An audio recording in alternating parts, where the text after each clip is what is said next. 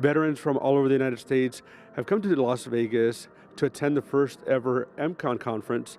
And one of them is Markeis Simon. How are you? I'm great, how are you? What brought you out to MCON? So I was actually attending MIC conference at Resort World, and I was sitting next to Waco, who's one of the organizers of this event, and he was the one who talked to me about it and invited me. What's really interesting is what brought you to Vegas and what you're doing here these days, which is?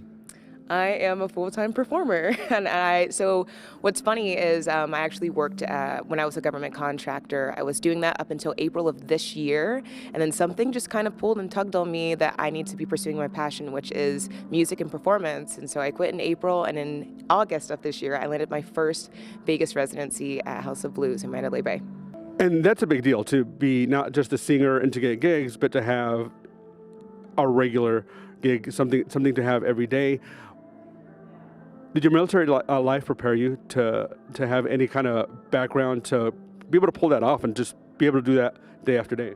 Absolutely. I mean, aside from what I already kind of learned growing up and being in music and a vocalist, I think one of the things is being in the military, when you do, especially doing the job that I did, I didn't feel like there was there was everything that I could do outside of that. Like there was nothing that I couldn't do. You know, working long hours, dealing with potentially like difficult personalities, and just really having thick skin. You know, there were things that other people let get to them, and like it just didn't get to me. It kind of rolled off my back. Resilience is the thing that they really hammer into you, especially, you know, in the military, having resiliency days. And for me, it was really nice to be able to go back to those days and the training that we got and instill that in my life now.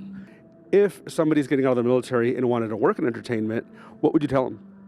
I would say social media is going to be your best friend. And a lot of things that I've really learned to do and the tools that I've learned for the social media is using hashtags, finding other veterans who are content creating, because you'll be surprised at how there's overlapping in those areas. So if you're looking up singing or music or production or whatever it is, and you put like hashtag veteran or ex-military or whatever the case is, really networking and really using your platforms together you get their insight, they get your insight, and now you've made a connection that can help you, along the way and probably for future endeavors. So those connections in the military world, how have they helped you? How have you used networking within the military, and how has that helped you get to where you've gotten so far?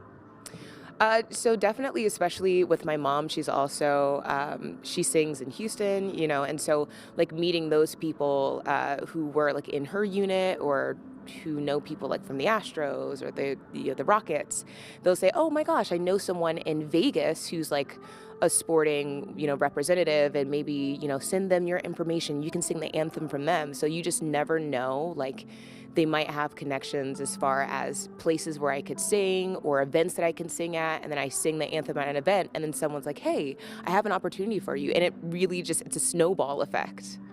And you just got to the Mandalay Bay. You got to this residency.